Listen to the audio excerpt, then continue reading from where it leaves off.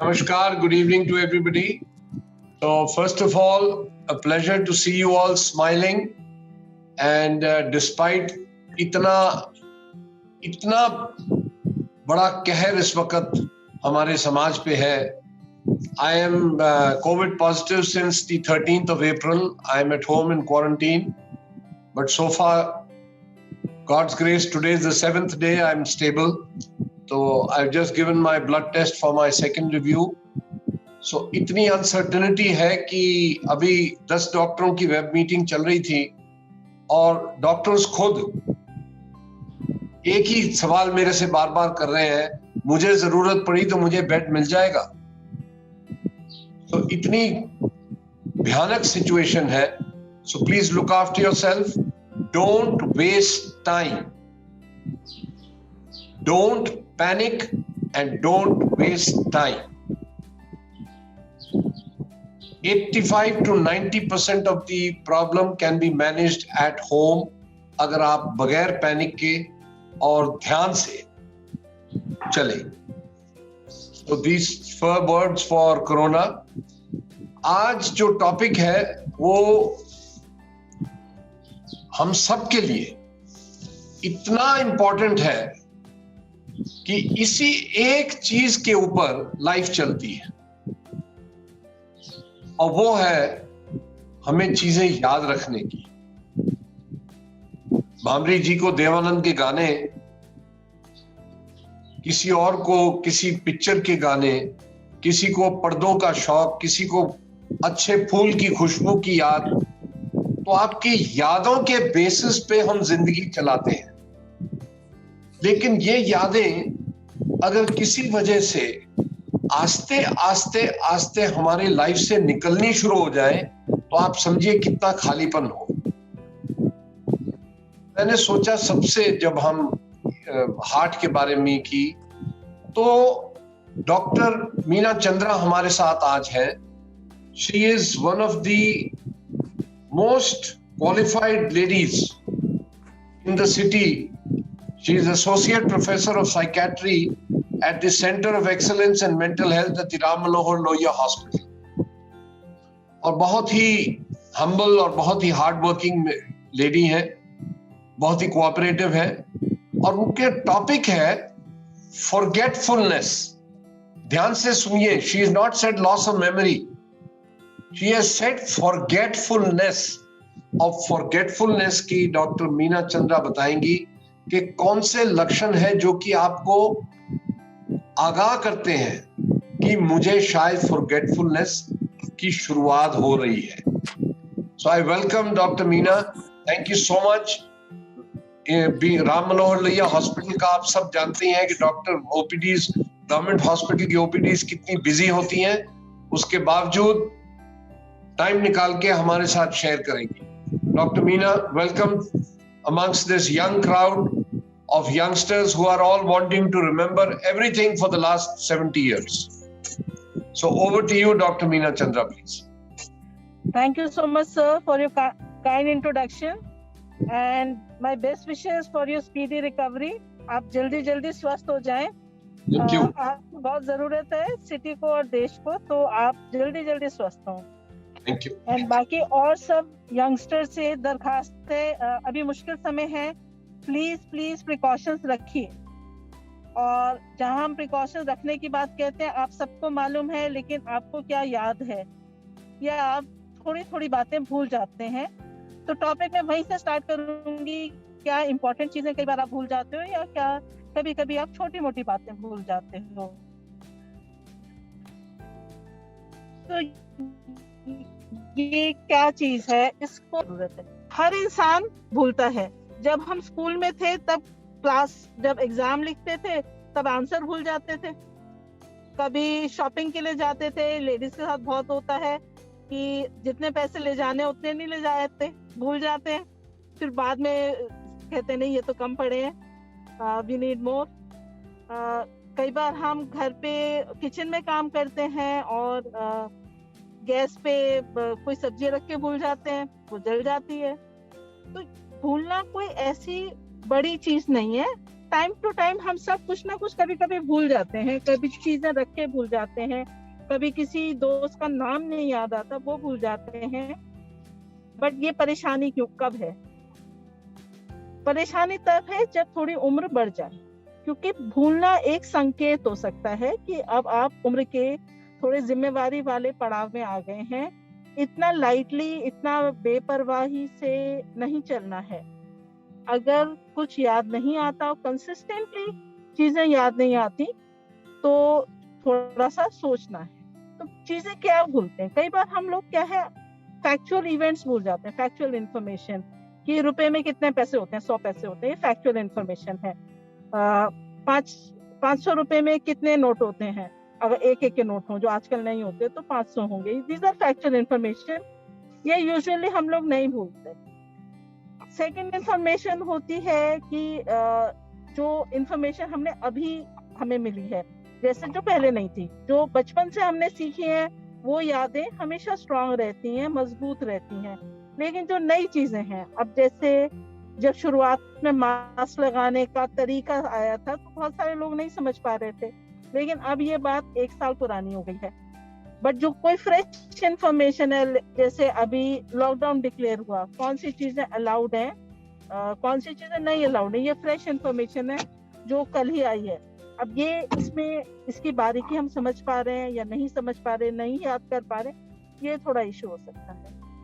चीजों के सिवाय हम और चीजें भी भूलते हैं, जैसे हम डेट्स भूल सकते हैं। जैसे आज हमारी ये मीटिंग है, ऑनलाइन मीटिंग है, और आई एम क्वाइट श्योर कुछ ऐसे लोग होंगे जो बदकिस्मती से ये मीटिंग मिस कर रहे हैं क्योंकि 20 की जगह 21 याद होगा। या ऐसा भी होता है कि आज 20 तारीख है, ऐसे ध्यान ना हो, वो सोचे आज 19 है, मीटिंग कल है। तो थोड़े थोड़े एरर्स होना। एक और चीज भूलने की होती है कि हम जब विजुअल स्पेशियल फॉरगेटफुलनेस है, जब हम रास्ते भूलना शुरू हो जाते हैं। अभी कोविड के कारण बहुत सारे जो ओल्डर पीपल हैं वो घर से बाहर नहीं निकल रहे, और एकदम से जब निकलते हैं, लेट्स से 2 महीने बाद, 3 महीने बाद, तो जो रास्ते बहुत कॉमनली याद थे, जैसे अपने घर से मंदिर तक का, गुरुद्वारे तक का, अपने घर से मदर डेयरी तक का, वो भी नए नए लगते हैं क्योंकि वो बाहर नहीं निकले। लेकिन जो रास्ते पे हम हमेशा चलते रहते हैं, जैसे समझिए कॉलोनी के अंदर वॉकिंग करते हैं, वो नहीं भूलता। और जिस रास्ते पे लेट्स से 5 साल से नहीं गए हो, अगर जैसे हम सोचें कि दिल्ली से जिम कॉर्बेट का रास्ता, तो 5 साल पहले आप शायद खुद ड्राइव करके गए हो, 5 साल से नहीं गए हो, तो वो भी थोड़ा धुंधला पड़ जाता है। तो भूलने के बहुत सारे पैरामीटर्स हैं, और अगर कंसिस्टेंटली भूलते हैं तो थोड़ा सोचना चाहिए। एक और चीज होती है tip of the tongue phenomena. जबान पे याद है लेकिन बोल नहीं पा रहे। किसी का नाम है, जबान पे याद है कि हाँ ये पर्सन यही है, इसके साथ मैंने मूवीज देखी है, मेरा बेस्ट फ्रेंड है, या ये मेरा क्लासमेट था, या ये मेरे रिश्तेदार में सो एंड सो का रिलेटिव है, लेकिन एग्जैक्ट नाम नहीं आता। लेकिन कोई कहते कि अच्छा इनका नाम तो बॉबी जी है, अरे हाँ हाँ ये तो बॉबी जी है। तो क्यों मिलने पे, हिंट मिलने पे पूरी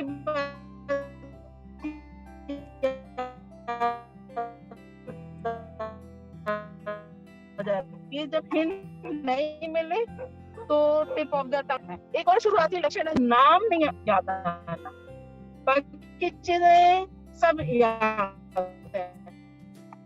कौन सी इवेंट कब हुआ था,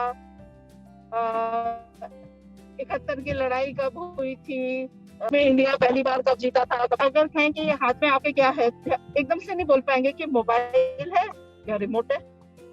या अगर हम कहें कि ये पेन है तो पेन है, कहेंगे नहीं वो लिखने वाली चीज देना जरा, कलम नहीं बोल पाएंगे। तो ये वाली चीजें भी होती हैं कि इंसान को पता है, एक्सप्रेस नहीं कर पा रहा, तो हम उसको भूलना नहीं कहेंगे, हम कहेंगे थोड़ा सा एक्सप्रेशन में प्रॉब्लम है। शुरुआत में भूलना ऐसे ही होता है, उम्र के साथ भी उम्र का तकाजा होता है, तो इंसान थोड़ा थोड़ा भूलता है।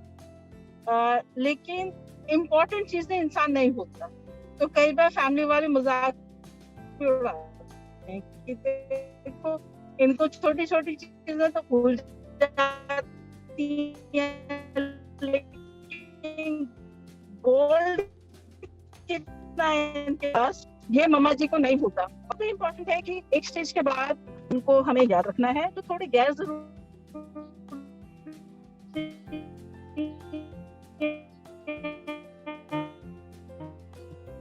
उनको तो फिक्र नहीं करनी है। लेकिन अगर पुरानी इस भूलने का असर पड़ने लगे रोजमर्रा की जिंदगी में, तो आप जरूर डॉक्टर से संपर्क कीजिए, चाहे ऑनलाइन कंसल्टेशन लीजिए, लेकिन मिलना जरूर है। डॉक्टर बॉबी सर, अब आप आगे कहिए। अब फॉरगेटफुलनेस और मेमोरी लॉस में क्या फर्क है? फॉरगेटफुलनेस एक लक्षण है और मेमोरी लॉस एक टेक्निकल टर्म है, जिसमें हम साबित कर देते हैं कि हाँ सचमुच में याददाश्त चली गई, थोड़ी गई, ज्यादा गई, but there is a loss of memory. Forgetfulness is just symptom.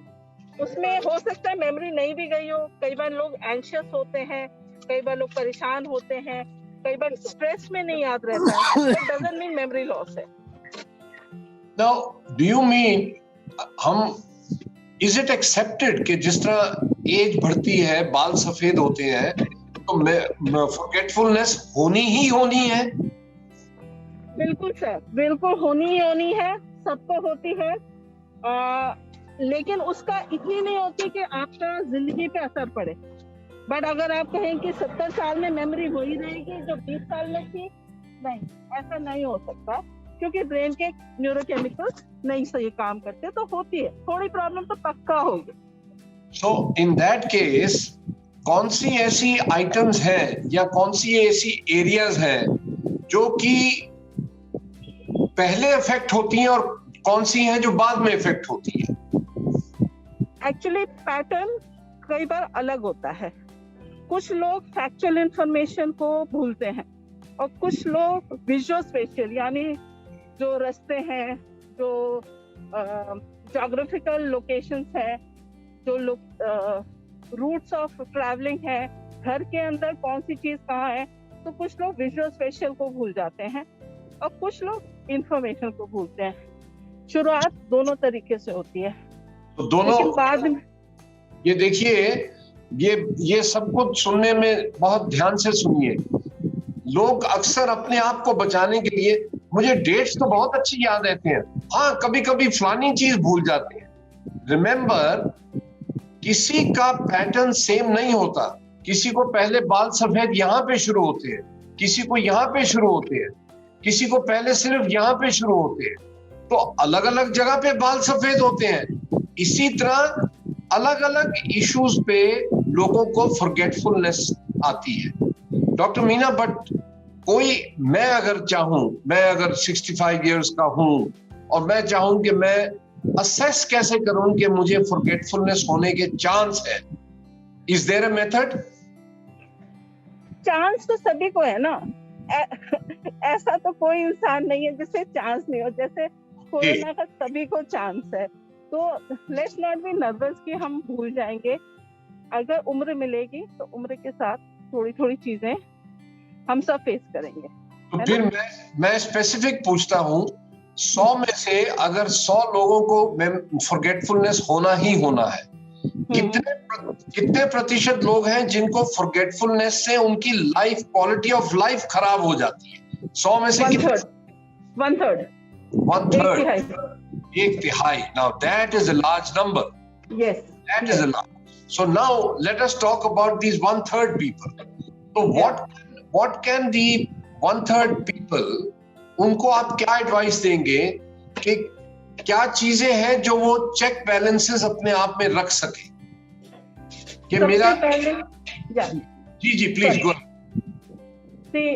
जो ये 1/3 पीपल हैं, वो अपनी तैयारी अच्छी उम्र में आके नहीं करें, अपनी तैयारी 40s और 50s में स्टार्ट करें। अब तो सब 70 के हैं। कोई बात नहीं, उनके छोटे भाई हैं, यहाँ पे सब यंग है 70 वाले, तो अब कहाँ से शुरू करेंगे? सर, जब मैं इंफॉर्मेशन दे रही हूँ तो उसका मतलब है कि जितने ये यंग एडल्ट्स हैं 70 के, इनके बच्चे भी होंगे 30-35 साल के, उनकी भी तो तैयारी, उनको भी तो इंफॉर्मेशन देंगे ना। हमें बच्चों की परवाह नहीं है, हमें अपनी परवाह है।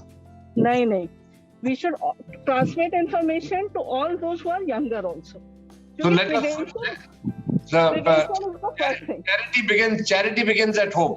अब अगर let us talk about a 65-year-old person, what can I do at 65 to see कि मेरी forgetfulness का रफ्तार कम हो जाए? सबसे पहले healthy lifestyle. Okay. First step, सबसे बुनियादी स्टेप है कि अगर बैलेंस डाइट लेनी है, डेली एक्सरसाइज करनी है, at least range of movement exercises आपने करनी ही करनी है. चाहे कोविड हो रहा है तो घर के अंदर भी बहुत सारी एक्सरसाइजेस हो सकती हैं, वो करनी है. साथ साथ बहुत जरूरी है कि अगर अल्कोहल, टोबैको, इस टाइप की कोई भी चीजें लेते हैं, now is high time to stop it. Okay. There is no place for alcohol and tobacco if you want to preserve the brain. Right. Another thing which everybody can do, मतलब आसानी से कर सकते हैं, वो है sleep hygiene. Okay. हम नींद इतना अनइम्पोर्टेंट सोचते हैं, हम कहते हैं अच्छा कल नींद नहीं आई थी, बड़ी शान की बात होती है. हम तो रात के 2 बजे तक जग रहे थे, नींद ही नहीं आई. हम पत्ते खेल रहे थे, हम मूवी देख रहे थे. कोविड में बहुत सारे लोगों ने नींद को इतना निग्लेक्ट किया है. And sleep is one of the preservatives for the brain. तो healthy sleep बहुत important है और बहुत जरूरी है. स्लीप हाइजीन को प्रैक्टिस करें. हमें सूरज के साथ उठना है और सूरज के साथ सोना है, जिससे जितने रिपेयर्स हैं हमारी स्लीप में, नेचुरल स्लीप में हो.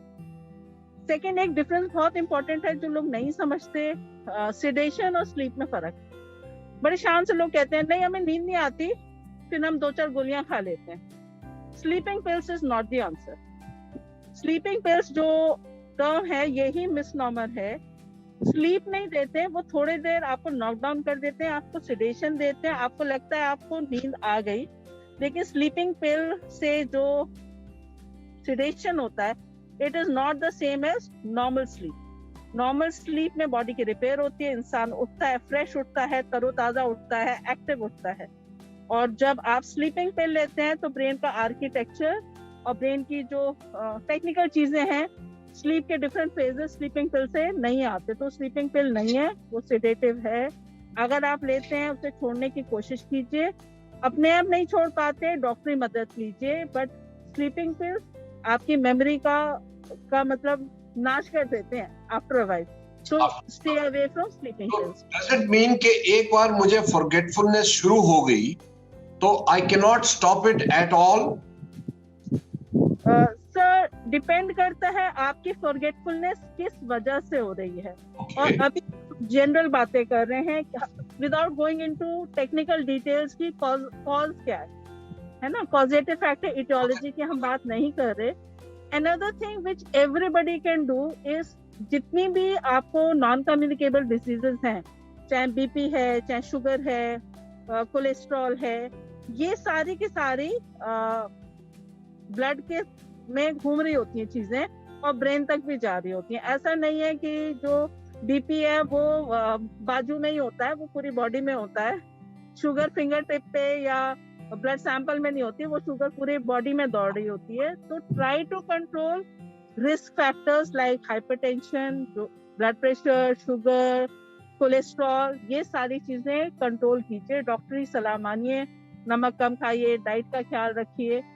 और डॉक्टर चंद्रा, कहा यह जाता है कि a child is born with a fixed amount of insulin, कि उसके शरीर में हर इंसान की इंसुलिन का क्वांटिटी फिक्स्ड है, कितना पैदा हुआ है वो इस्तेमाल. इसी तरह हमारे जो फॉरगेटफुलनेस की जो टेंडेंसी है, जिस दिन हम पैदा होते हैं उसी दिन डिसाइड हो जाती है, या इवन आफ्टर 70. जरूरी नहीं है कि 70 तक आपकी मेमोरी बढ़िया है तो इसका मतलब आपकी बढ़िया ही चलेगी. उस टाइम पे आके बीमारी को छोड़ के कौन से ऐसे फैक्टर्स हैं जो हमारी फॉरगेटफुलनेस को सडनली बढ़ा सकते हैं? सडनली बढ़ाने के कारण अलग हैं, है ना. जो सडन डिक्लाइन होता है वो होता है, कॉमनेस्ट कॉज पूरी दुनिया में स्ट्रोक है, जो पैरालिटिक अटैक्स हैं, और कई बार मिनी स्ट्रोक्स होते हैं जो इंसान को बाहर नहीं पता चलते. क्योंकि आप चल रहे हो, फिर रहे हो, नहीं पता चलता, लेकिन हम जब MRI करते हैं तो उसमें हमें लैक्यूनर इन्फार्क्ट्स मिलते हैं। Second commonest cause of sudden decline in memory वो है आपकी जो हेड इंजरीज हैं। और ओल्ड एज में छोटे मोटे फॉल्स होते हैं, इंसान सीरियसली नहीं लेता, लेकिन सर जैसे आप जानते हैं ब्रेन के अंदर कई बार खून रिस जाता है, बाहर नहीं दिखता, सबड्यूरल हेमाटोमस होते हैं। ये रिवर्सिबल कॉज है मेमोरी डिक्लाइन का। और जो ओवर्ट इंजरीज हैं, चलते हुए गिर गए, एक्सीडेंट्स हो गए, क्योंकि एल्डरली के रिफ्लेक्सेस कम होते हैं और लोग रैश ड्राइविंग भी करते हैं, और रोड्स पे कई बार क्या होता है बैलेंसिंग रिफ्लेक्स नहीं होता, तो उबड़ खाबड़ जगह पे गिर जाते हैं, या जज नहीं कर पाते कि व्हीकल किस स्पीड पे आ रहा है, तो उन्हें लगता है शायद हम रोड पार कर जाएंगे, लेकिन वो पार नहीं कर पाते और एक्सीडेंट हो जाता है।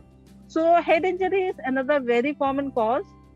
हेड इंजरी से इंसान रिकवर हो जाता है तो लगता है सब कुछ बढ़िया है, लेकिन रियलाइजेशन नहीं होता है कि हाँ मेमोरी इश्यूज शुरू हो जाएंगे और हम उसी समय हमें इंटरवीन करना चाहिए once the person comes out of head injury. Another very common cause अभी जो निकल के आ रहा है और रिवर्सिबल कॉज है hypothyroidism. A lot of elderly have hypothyroidism, लेकिन उन्हें पता नहीं होता, कभी टेस्ट नहीं कराया होता। टेस्ट कराते हैं तो हाइपोथायरॉयडिज्म होता है, हम करेक्ट कर देते हैं, मतलब हम माने फिजिशियंस, और उनकी मेमोरी भी ठीक हो जाती है, जादू हो जाता है। लिटरली पेशेंट यही बोलता है कि जादू हो गया, थायराइड भी ठीक हो गया, याददाश्त भी ठीक हो गई। डॉक्टर मीना, जो फॉरगेटफुलनेस का जो ये मैं क्वेश्चन पूछ रहा हूँ, फॉरगेटफुलनेस का जो ऊपर का स्टेज है वो अल्जाइमर को माना जाता है? अल्जाइमर एक प्रकार का डिमेंशिया है। फॉरगेटफुलनेस का जो सबसे चरम है, जब से सबसे सीवियर स्टेज है, उसे हम डिमेंशिया कहते हैं। डिमेंशिया डिफरेंट टाइप्स के होते हैं, एक अल्जाइमर्स डिजीज होता है। जो फॉरगेटफुलनेस से डिमेंशिया को स्विच करने में क्या क्या क्या डिफरेंसेस आती हैं बारीक, सिर्फ कॉमन लैंग्वेज में? देखिए, फॉरगेटफुलनेस एक लक्षण है, उससे इंसान डिमेंशिया को पहुंच भी सकता है और नहीं भी पहुंच सकता। तो फॉरगेटफुलनेस है, उसके बाद नेक्स्ट स्टेज है माइल्ड कॉग्निटिव इम्पेयरमेंट। उसमें भी only 1/3 will progress further, 1/3 stable रहेंगे, 1/3 रिवर्स भी हो जाते हैं MCI में भी। और MCI के बाद डिमेंशिया आता है। डिमेंशिया के भी 3 स्टेजेस होते हैं, माइल्ड, मॉडरेट, सीवियर। तो ऐसा नहीं है हर माइल्ड डिमेंशिया वाला मॉडरेट में पहुंचेगा या मॉडरेट वाला सीवियर में पहुंचेगा, depending on the sub type. कुछ सब टाइप ज्यादा खतरनाक, नॉर्मल है। आपने 3 स्टेजेस बताई, प्लीज ध्यान से सुनिए सब लोग। The commonest lowest form is forgetfulness. उससे ऊपर worsening of forgetfulness becomes mild cognitive impairment. Cognitive means चीजों को, कॉग्निटिव वर्ड डॉक्टर चंद्रा, थोड़ा सा कॉग्निटिव वर्ड पे ऊपर please, if you can just explain what is cognitive meaning.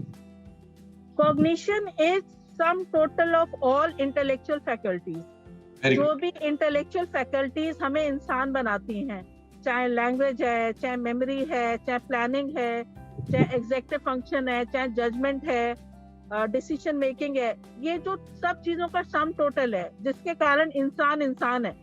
तो समझने की जो हमारी शक्ति होती है उसे हम कहते हैं कॉग्निशन।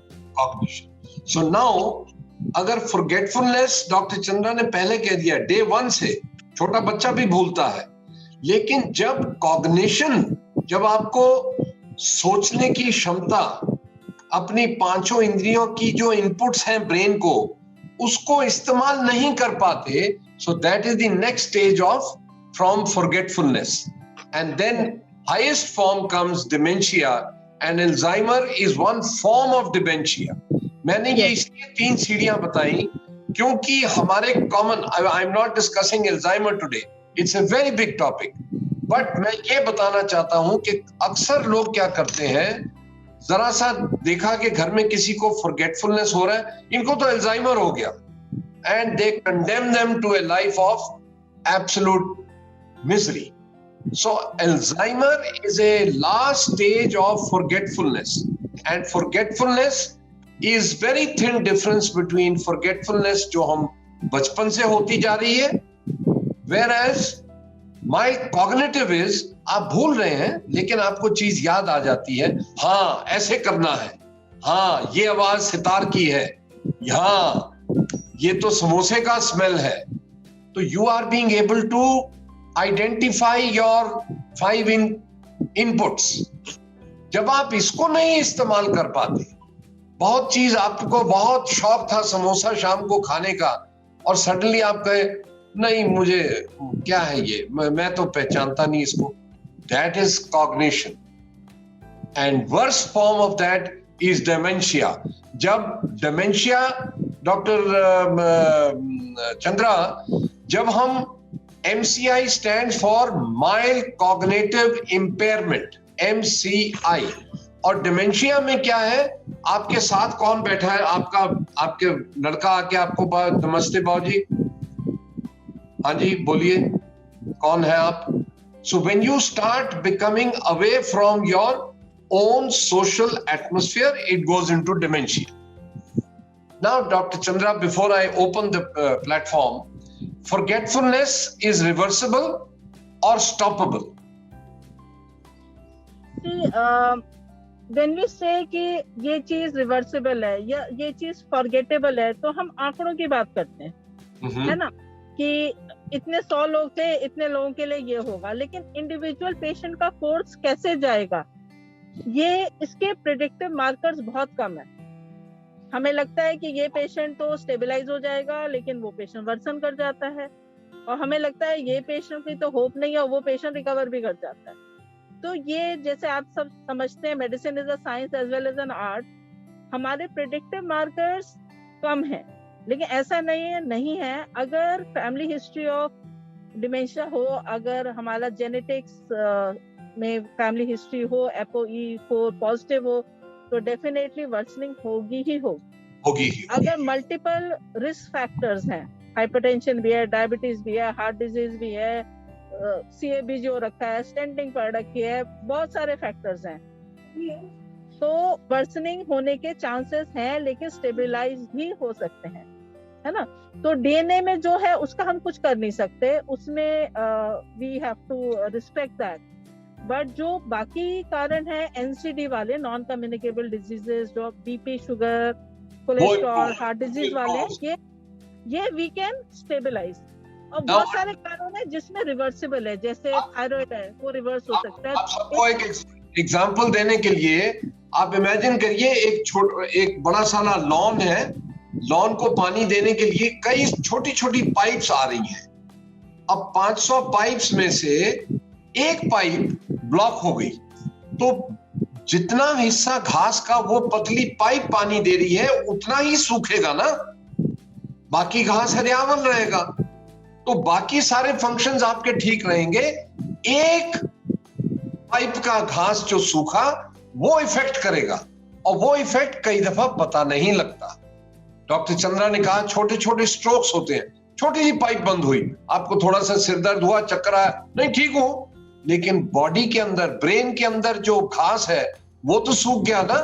तो स्लोली घास बड़ा होता होता सडनली वो कहेंगे अरे ये तो क्या हो गया, इनको क्या हो गया। तो डॉक्टर चंद्रा, मैं लास्ट क्वेश्चन पूछूंगा, जो एंजाइटी या डिप्रेशन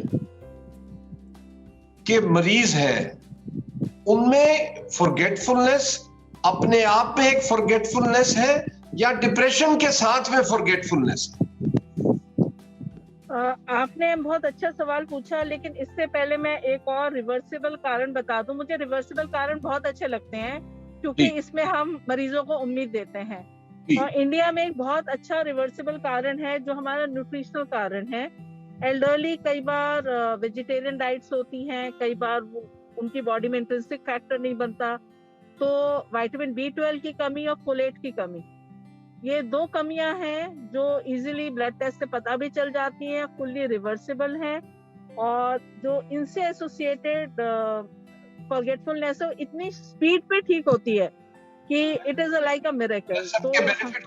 मैं सबके बेनिफिट के लिए रिपीट कर देता हूं। डॉक्टर चंद्रा ने कहा कि फॉरगेटफुलनेस होने का एक कारण न्यूट्रिशन, B12 की डेफिशिएंसी और फोलिक एसिड की डेफिशिएंसी है, जो कि नापी जा सकती है और जैसे ही उसको हम डेफिशिएंसी को ठीक करते हैं, इंप्रूवमेंट बहुत मार्कली इंप्रूव होता है patient. Yes doctor Chandra, please carry on about depression, forgetfulness as a routine, and जिसको साथ में लाइफ में डिप्रेशन आ गया, क्या उनके फॉरगेटफुलनेस पे क्या असर होता है?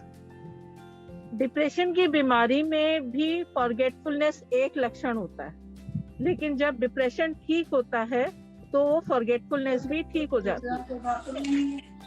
दूसरी चीज है, कुछ लोगों का क्रॉनिक डिप्रेशन होता है या रेकरेंट डिप्रेसिव डिसऑर्डर होता है, बार बार डिप्रेशन के एपिसोड आते हैं. ऐसे मरीज higher risk for forgetfulness, MCI और डिमेंशिया होते हैं.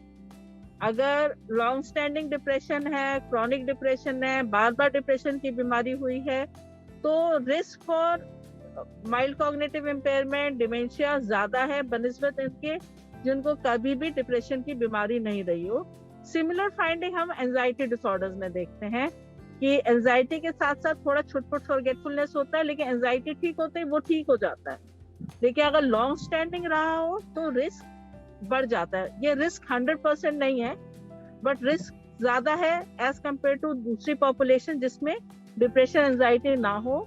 तो बहुत जरूरी है कि अगर डिप्रेशन या एंजाइटी से पीड़ित हैं तो तुरंत मिले साइकियाट्रिस्ट से और अपना डिप्रेशन और एंजाइटी ठीक करें. बहुत बढ़िया दवाइयां हैं, बहुत बढ़िया काउंसलिंग फ्रेमवर्क्स हैं. डिप्रेशन और एंजाइटी आजकल के जमाने में ठीक करना तो इतना आसान है, लेकिन संकोच से और स्टिग्मा से बाहर आना पड़ेगा.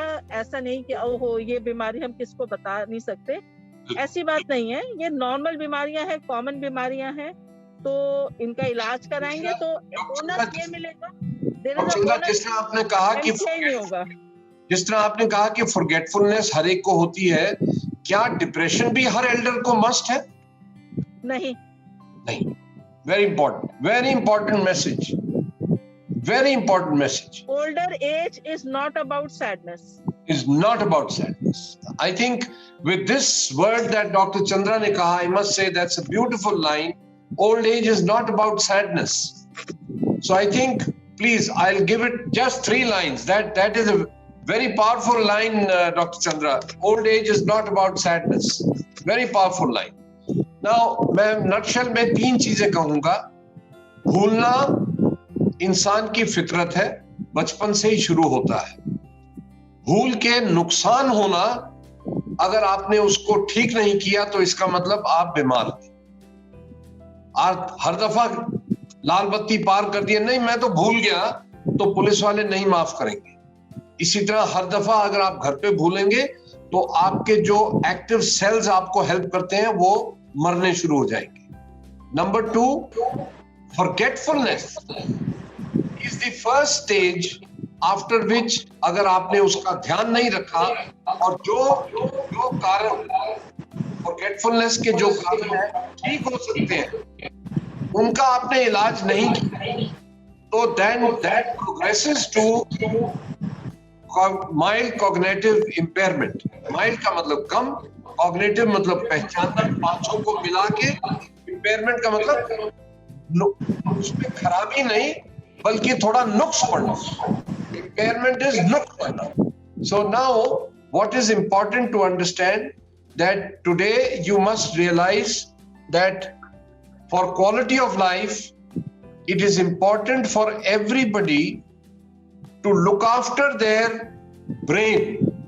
Last time you had a neurologist coming, today we have a psychiatrist coming, and उन्होंने कहा है कि ब्रेन को संभालना, ब्रेन को एक्टिव रखना, ब्रेन का संभालना, और जरूरी नहीं कि उसको उदास ही रहना. अब तो बुजुर्ग हो गए, तो प्लीज रिमेंबर दी 2 मैसेजेस जो डॉक्टर सक्सेना दे रही है, डॉक्टर चंद्रा दे रही है. 1, डिप्रेशन इज नॉट जरूरी for every Elder. Her Elder के जरूरी नहीं है डिप्रेशन हो, शर्म मत खाइए. नंबर 2, आप सही तरीके से, जानकारी से अपने ब्रेन को बीमार होने से बचा सकते हैं. That is important. Before I call anybody for questions, I must tell you, doctor Chandra ने जो बात कही कि लोग डिप्रेशन से शर्म आती है.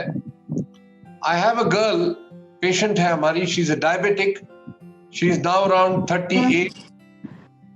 Around 10 years ago, she was in such a state के मूलचंद के चौराहे पे खड़े होके सारे कपड़े उतार के वो चाकू लेके जो गाड़ी आ रहा था उसको वो थ्रेटन कर रही थी, इतनी बीमार थी. She got married.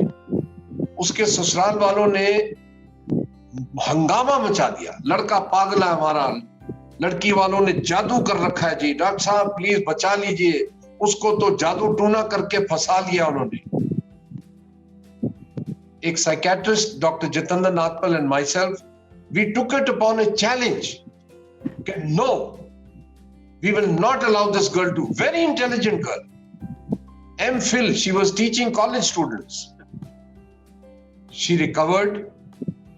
4 years later, she went for IVF. She had 2 boys, and at the delivery, somebody, उसने किसी ने आके कहा कि ये जो साइकेट्री की दवाइयां है ना, ये बच्चे को असर कर देंगी, ये बंद कर दो. उस लड़की ने गलती से किसी को नहीं बताया, वो दवाई बंद कर दी, और डिलीवरी के 2 महीने बाद she had a very severe relapse. Now her children are 3 years old. They are a happy couple in Pune, and it is such a satisfaction for me to see that girl. मैं जब भी उसको phone करता हूं, मैं उसको कहता हूं बेटा तू मेरी मोटिवेशन है of life. So remember what Dr. Chandra said.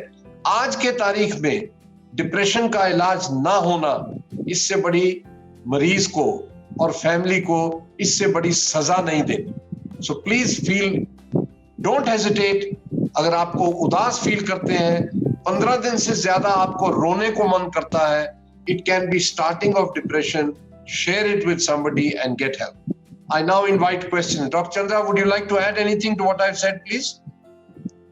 Sir आपने इतना अच्छा बयान किया, तो I don't think so I have more words to say, but I'll be happy to take questions. Thank you, Dr. Chandra. Yes, please. Yes, Bhamri ji, please unmute yourself.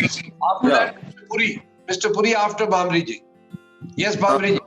Dr. Chandra, first of all, let me thank you very much, and Dr. Girewal in coordination. आपने इतना अच्छा समझाया. I am really thankful.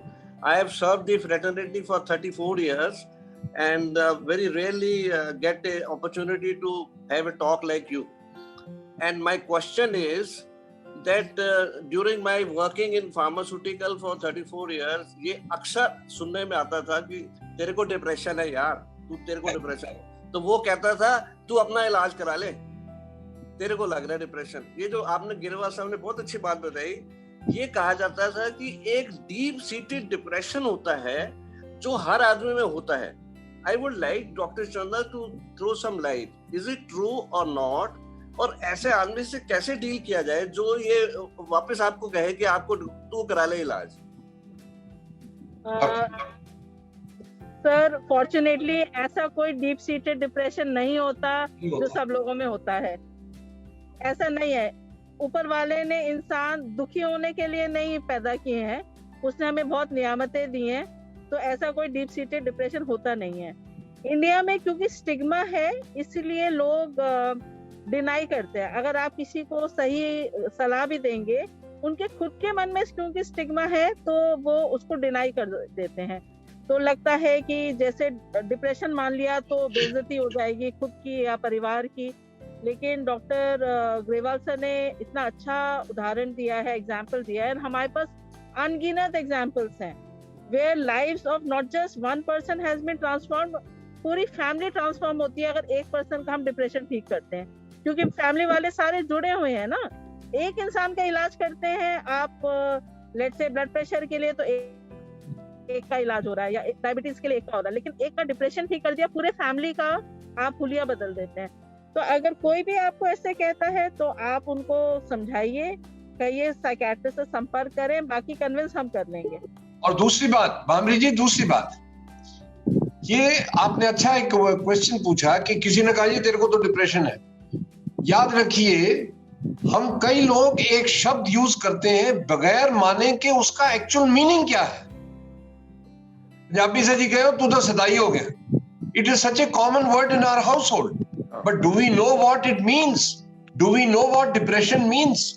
वो जी आप party पे ठीक तरह तैयार नहीं हो रहे, वो तो बीवी को कह देते तू डिप्रेशन में है, साड़ी ठीक नहीं पाई. So we must remember, I think all elders can do one job for themselves. जब आप एक कोई शब्द इस्तेमाल करें, प्लीज मेरी एक रिक्वेस्ट है, ये एक बहुत एंटरटेनिंग एक्सरसाइज हो सकता है. I think Priyanka even you can do it every time, at least twice a week. Common 5 words which are used by everybody. उसकी डेफिनेशन हर एक से पूछिए. Please ask common words. Identify depression. आपको तू उदास तो नहीं है, तेरे को ब्लड प्रेशर तो नहीं है. You know, some people, if I'm getting annoyed, दूसरा इंसान मुझे कहता है, ओए तेरा ब्लड प्रेशर बढ़ा हुआ है. Find out. Why do people say this? You will probably get the answer कि वो खुद ही डरा हुआ है. डॉक्टर चंद्रा ने कहा, वो खुद डरा हुआ है कि मुझे ब्लड प्रेशर ना मिल जाए, इसीलिए सारी दुनिया को बोलता है. और इसके साथ डॉक्टर साहब एक कंडीशन कम्प्लीमेंट देते हैं, होमते तेरे बड़ा चेंज आ गया यार, पहला तो ऐसा नहीं थी. मतलब कम्प्लीमेंट दे रहे हो तो कम्प्लीमेंट दो नाल. स्टिग्मा डॉक्टर साहब ने ठीक है, कुछ स्टिग्मा है ਜਿਹੜੇ ਸਾਡੇ ਜਾਂਦੇ ही नहीं. होमते बहुत अच्छा. डॉक्टर चंद्रा ने कहा कि इसका स्टिग्मा इतना है कि मैं तो यहां तक बोलूंगा कि किसी को ये कहना कि तेरे को डिप्रेशन है, इट इज लाइक ए गाली. इट इज लाइक ए गाली. You are condemning him.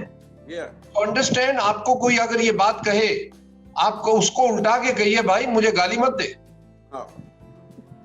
Don't abuse me. Anyway, अगर आपको रिवर्स कहता है ना, तो सबसे अच्छा तरीका है आप उसको लाइटली लो. अगर आप लाइटली लेते हो तो दूसरा पर्सन ना वो नॉन प्लस हो जाता है, and then sometimes it opens up the conversation.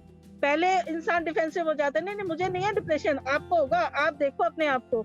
और जब आप कहते हो नहीं हमने तो देख रखा है, आप भी देख लो, तो बंदा बोलना शुरू होता है, आजकल मैं स्ट्रेस में हूँ, मेरे को टेंशन हो रही है, बच्चों की प्रॉब्लम है ना. So try to have a conversation rather than brushing it off. जो जितना डिनाई करते हैं ना, उन्हें सबसे ज्यादा होता है. तो इट इज इम्पोर्टेंट कि उनको हम इन्वॉल्व करें. Mister Puri, your question please.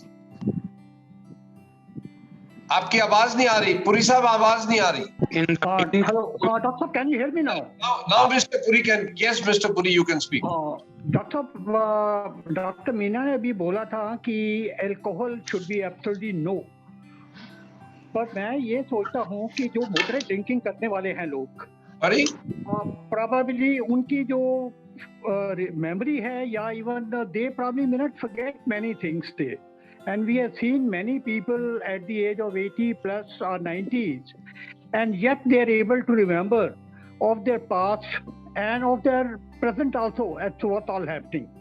How so that alcohol is the one which is affecting the person's forgetfulness or memories? बहुत अच्छा सवाल है, और इसका आंसर है विज्ञान. आपने 1% देखा, 5% देखे, 100% देखे, विज्ञान ने लाखों लोग देखे. एंड साइंटिफिक पैरामीटर्स पे हम देखते हैं, there is a very strong evidence after an age alcohol is not healthy, including at any age it is not healthy. लेकिन आफ्टर एक उम्र के बाद बॉडी की रिपेयर मैकेनिज्म्स काम नहीं करती, और अल्कोहल का ब्रेन पे असर होता ही है, नेगेटिव असर होता है. कई बार आपको पता नहीं चलता क्योंकि आप खुद असेस कर रहे हो, लेकिन जब हम असेस करते हैं हमारी ऐप से, कंप्यूटर बेस्ड टेस्टिंग, बहुत तरीके की टेस्टिंग है फॉर कॉग्निशन. तो जैसे आप कहोगे ना कि नहीं ब्लड प्रेशर ठीक है, लेकिन आपको से पता चलेगा ना ठीक है कि नहीं है. इसी तरह कॉग्निशन ठीक है या नहीं है, ये नापने से पता चलता है. We have mechanisms of evaluating. Alcohol is not healthy, it is not healthy. Let me be very categorical. ये एज नहीं है, अपने ब्रेन के साथ आप खिलवाड़ करो. Brain is the most precious thing that you have in this age. Please don't think about one example कि वो बंदा ना 95 इयर्स में भी ना डेली 2 पैग लेता था, ही वाज फाइन. उसके सर्कमस्टेंसेस अलग है. Don't play with your life. Dr. Chandra, there is a scientific reasoning. Mr. Puri, please recollect Dr. Shamshed Dwivedi when he came here.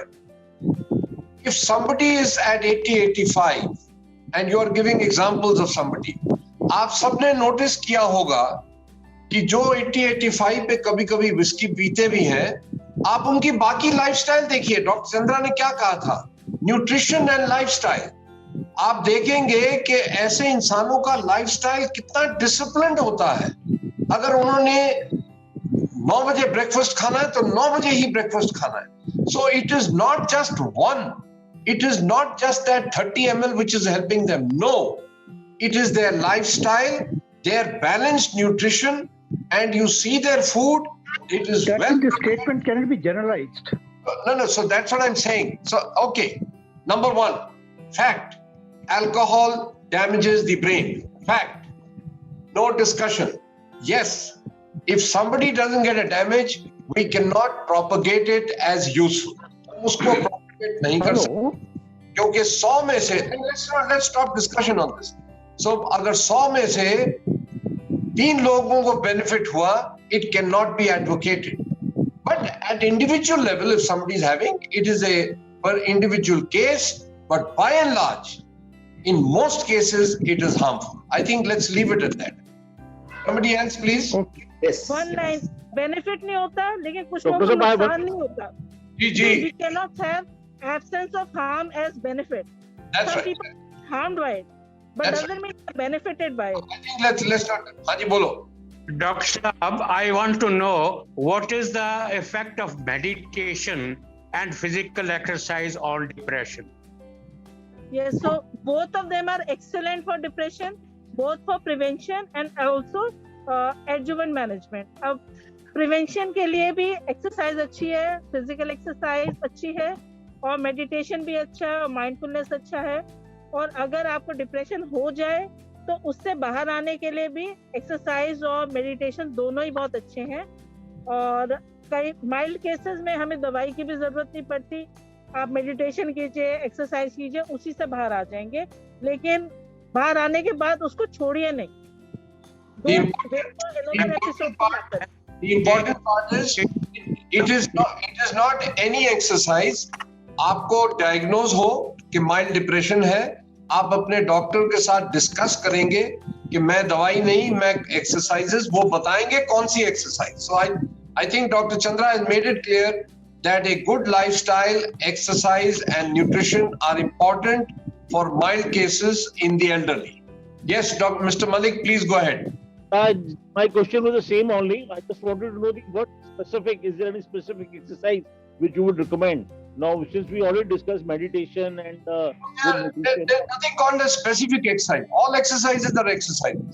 But याद रखिए, अखाड़े में जाके कुश्ती मत करना शुरू कर दे। वोट बांध के जी मैं कुश्ती करने आया हूँ, जी मैं पहलवानी करने आया हूँ। No.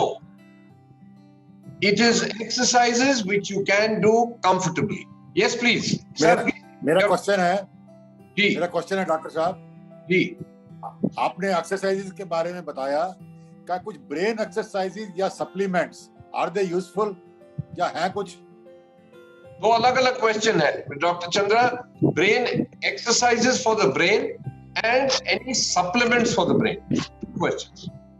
जो ब्रेन एक्सरसाइजेस हैं उनका इम्पोर्टेंट रोल है कि हम डिटेरिएशन को कैसे रोक सकते हैं, जो गिरावट है उसको कैसे रोक सकते हैं। उसमें ब्रेन जितना हम कहते हैं यूज इट और लूज इट, इस्तेमाल कीजिए, नहीं तो खो जाएगा, बर्बाद हो जाएगा। तो ब्रेन एक्सरसाइजेस ऐसा नहीं है कि आप बैठ के सम सॉल्व करना शुरू कर दें 2 + 5 7।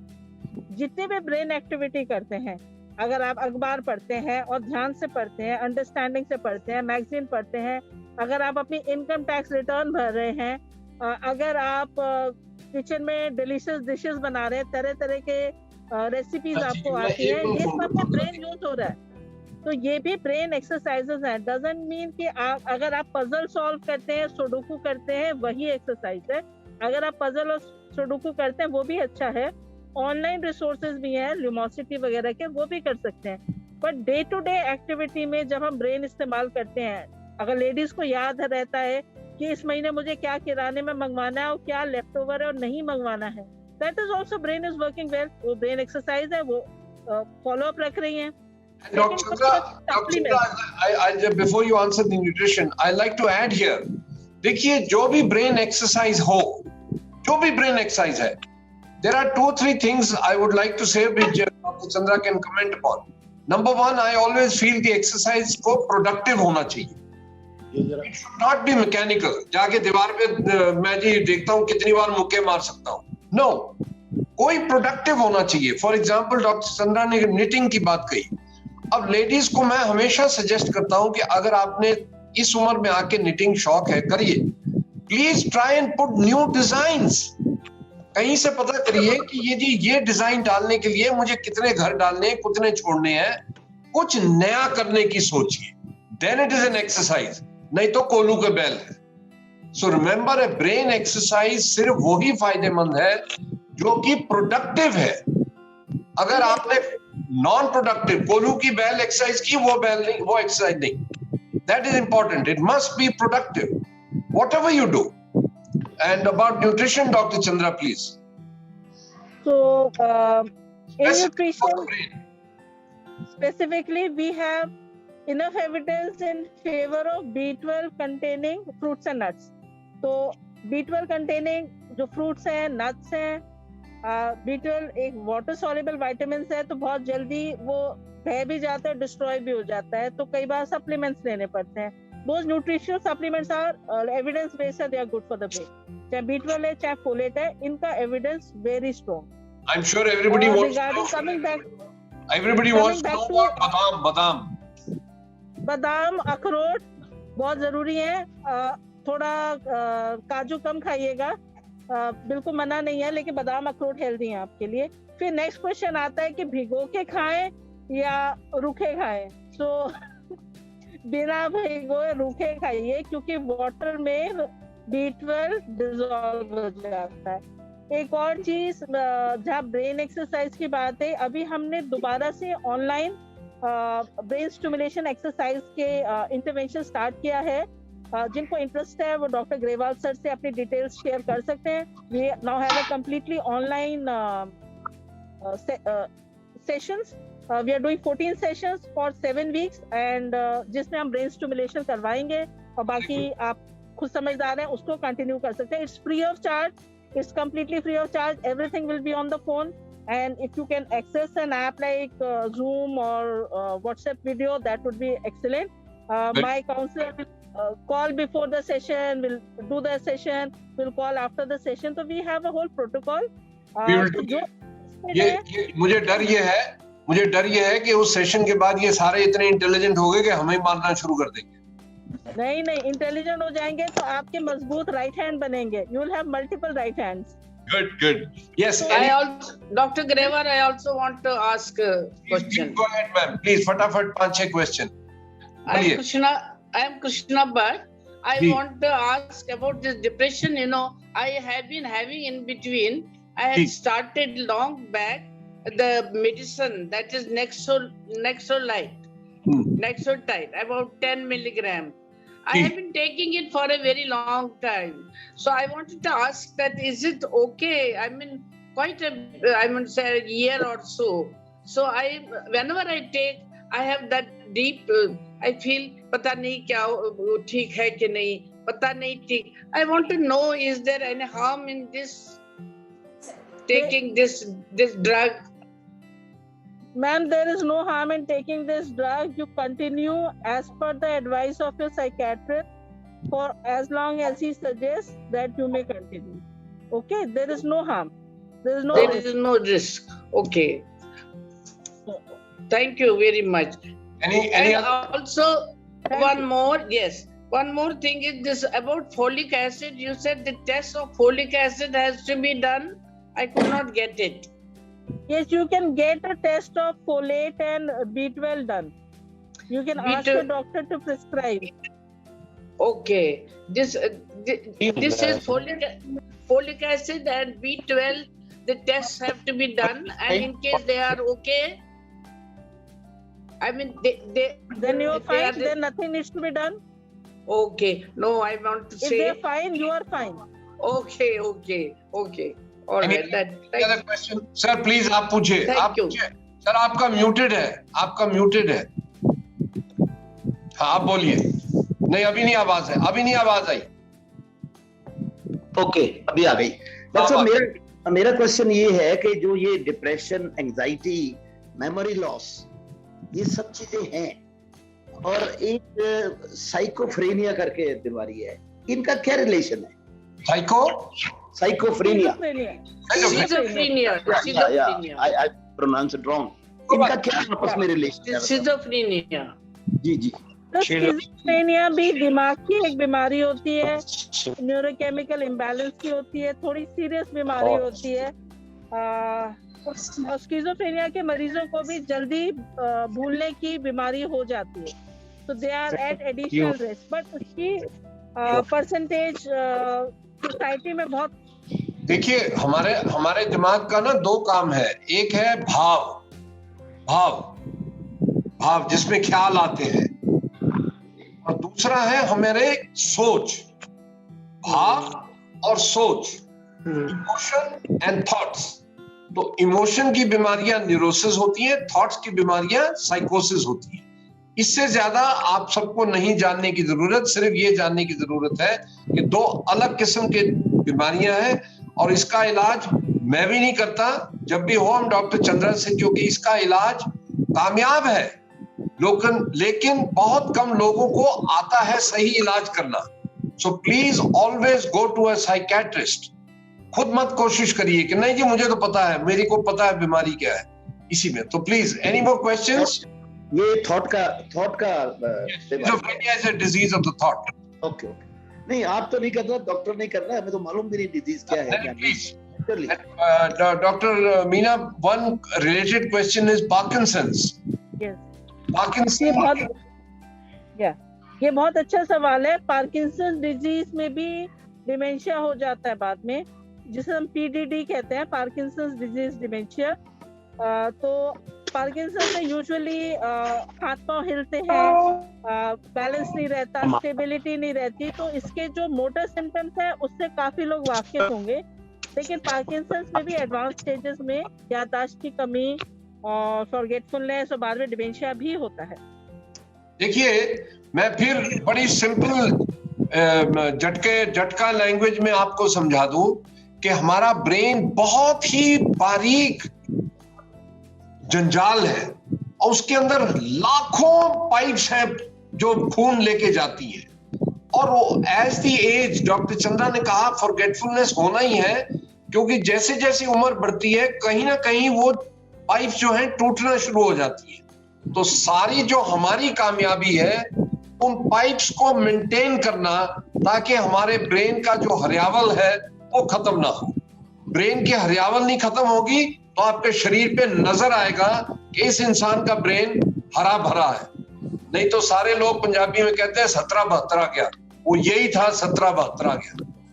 तो please don't go to 17-72 stage, you have a very strong support. आज की तारीख में बहुत अच्छा सपोर्ट है एल्डर्स को to look after their brain. Don't lose that opportunity.